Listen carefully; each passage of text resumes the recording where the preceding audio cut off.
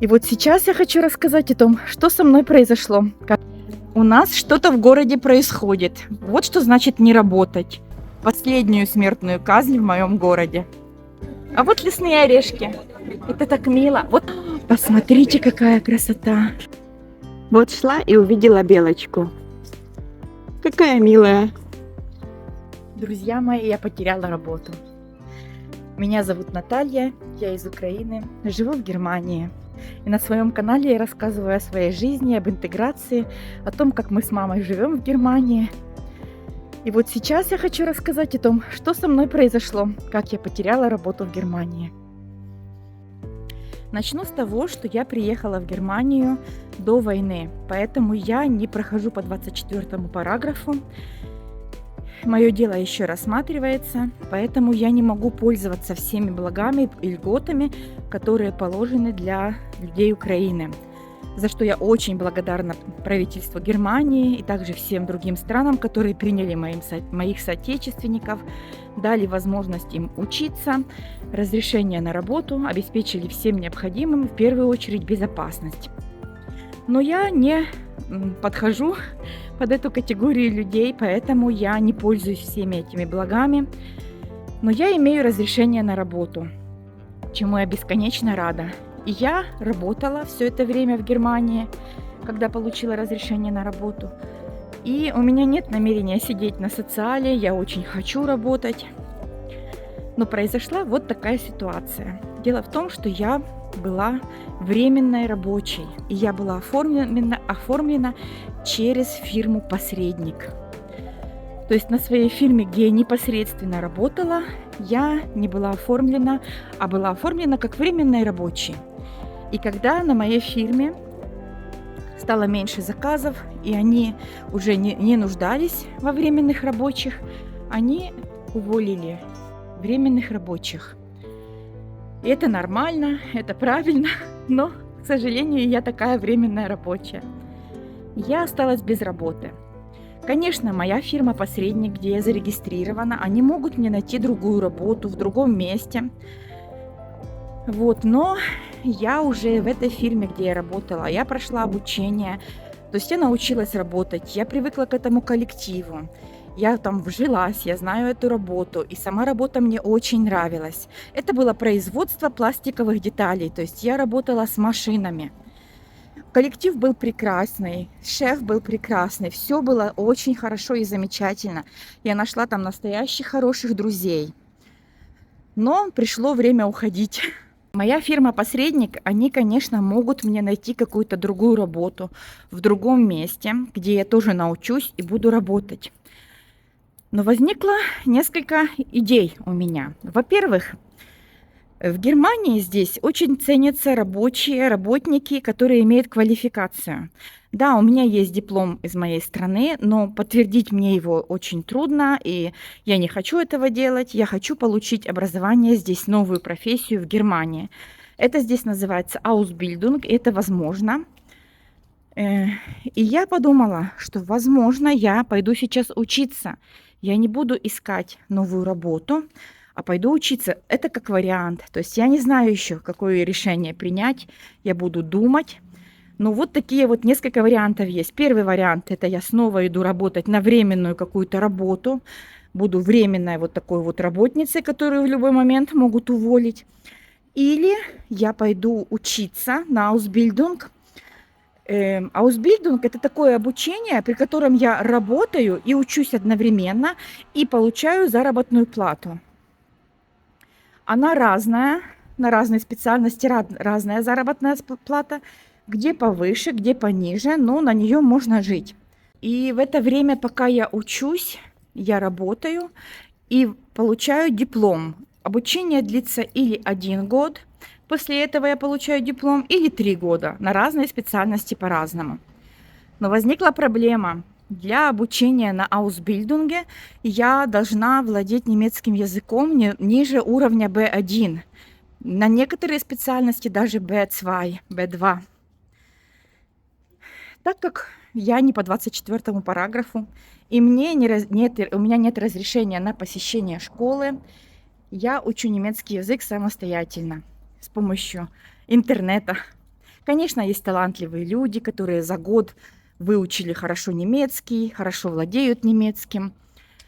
И, в общем, они молодцы. Я не такой талантливый человек, у меня получается, ну, слабо, скажем так. То есть я сейчас нахожусь на уровне А2. Это то, что я самостоятельно выучила, уровень А2. Но этого мало. Поэтому сейчас для того, чтобы поступить на обучение на Ausbildung, а, кстати, обучение уже началось в сентябре, в этом году я уже не успеваю, я должна выучить немецкий, получить сертификат B2, и тогда я уже могу поступать на обучение.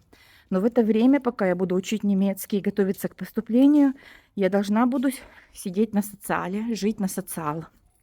Да, это не какая-то там трагедия. Конечно, это небольшие деньги, но на них возможно жить. Люди-то живут как-то. В общем, это то, что со мной вот случилось. Притом случилось неожиданно, непредвиденно. Я не ожидала этого. И, к сожалению, не накопила никаких денег, не отложила ничего, как говорится, на черный день.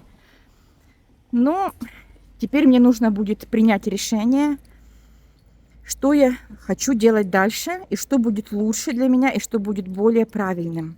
О том, какая у меня была зарплата на моей работе, какие были налоги, какие были отчисления на страховку, пенсионный фонд.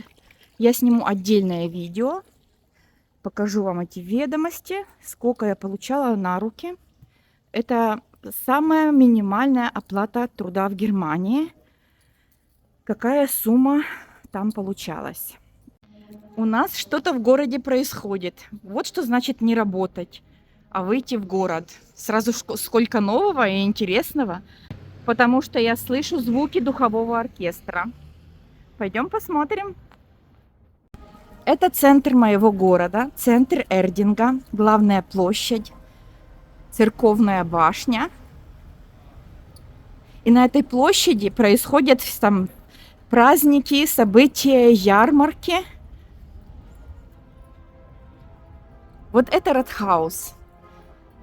Я вам обязательно расскажу про все эти старинные дома, про старинные строения, церкви, про историю Эрдинга и даже про смертную казнь, последнюю смертную казнь в моем городе.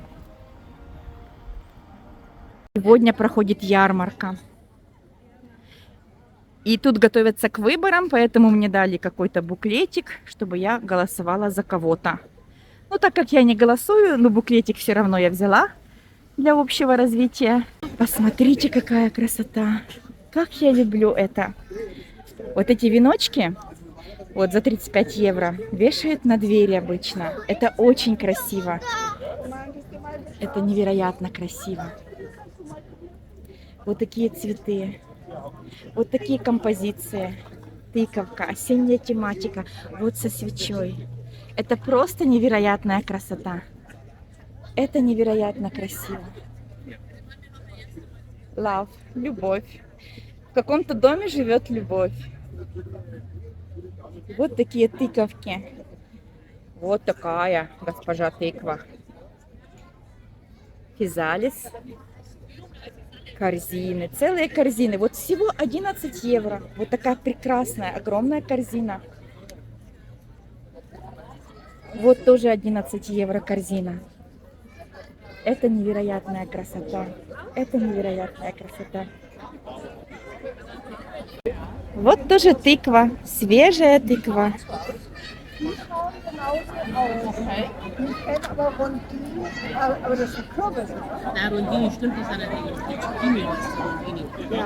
Разная, декоративная, для еды.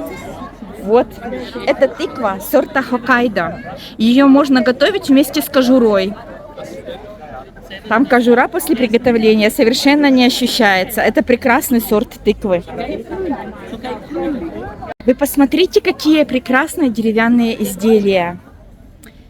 Я очень это люблю. Вы посмотрите на эту лампу. А вот лесные орешки. Это так мило. Вот для специй. Посмотрите, какая полочка для специй. Она прекрасна. Вот для перца. для уксуса бутылочки, для масла. Это все из дерева, это все ручная работа. Вот этот мастер, который это все делает. Прекрасно, друзья мои. Это просто чудесно. Я попала на праздник.